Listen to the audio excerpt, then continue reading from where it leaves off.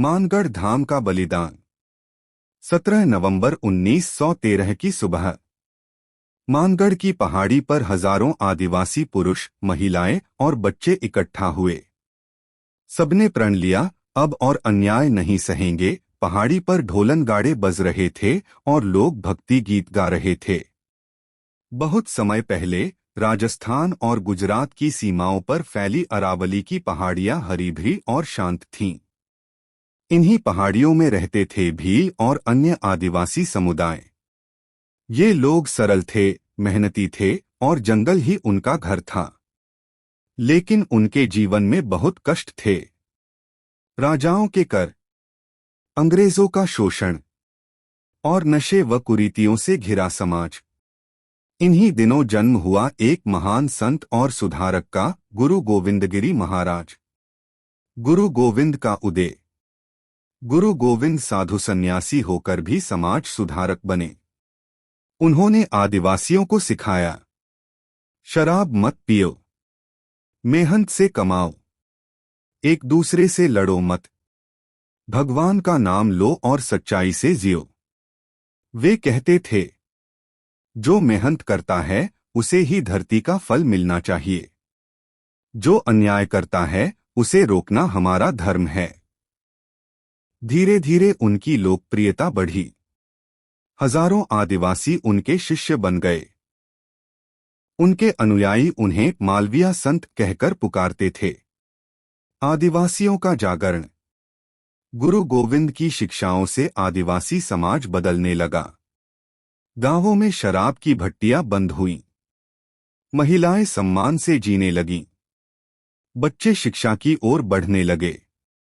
सबसे बड़ी बात, अब लोग अन्याय के खिलाफ आवाज उठाने लगे।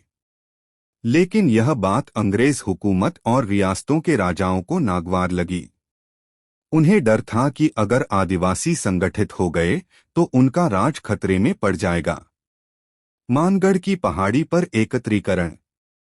1913 में गुरु गोविंद ने अपने अनुयायियों को संदेश भेजा, सच्चाई और न्याय की राह पर चलने के लिए हमें एकजुट होना होगा। सभी लोग मानगढ़ की पहाड़ी पर आओ।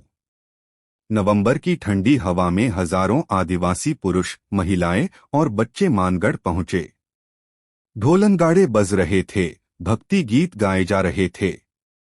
हर कोई दृढ़ था कि अब वे अत्याचार सहन नहीं करेंगे। अंग्रेजी सेना का हमला। 17 नवंबर 1913 की सुबह अंग्रेजी सेना और राजाओं की फौज मानगढ़ पहाड़ी को चारों तरफ से घेर लेती है। गुरु गोविंद शांति से अनुयायियों को कहते हैं, डरो मत, सच्चाई का रास्ता कठिन है पर विजय निश्चित है। लेकिन अचानक तोपें गरजने लगीं। बंदूकें दनादन चलने लगीं।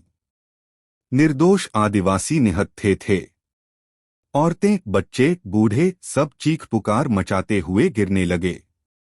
कुछ ही घंटों में मानगढ़ की धरती लाल हो गई। इतिहासकारों के अनुसार सैकड़ों, शायद हजारों आदिवासी वहीं शहीद हो गए। यह घटना इतिहास में दर्ज हुई मानगढ़ हत्याकांड के नाम से। इसे लोग आदिवासियों का जलियांवाला बाग कहते हैं।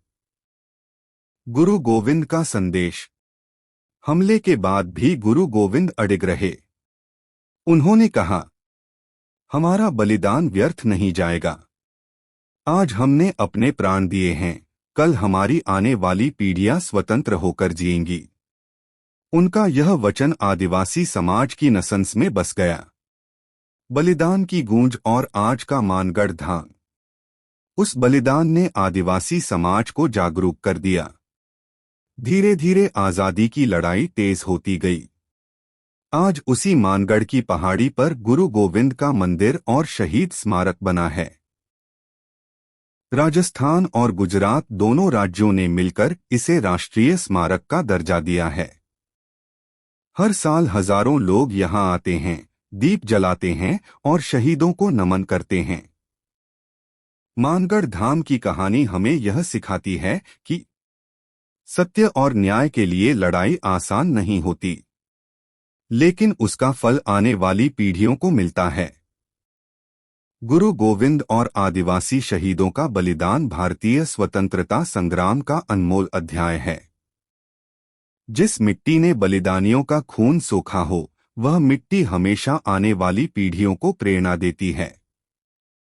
धन्यवाद। पूरा वीडियो देखने के लिए सब्सक्राइब कर दो प्लीज।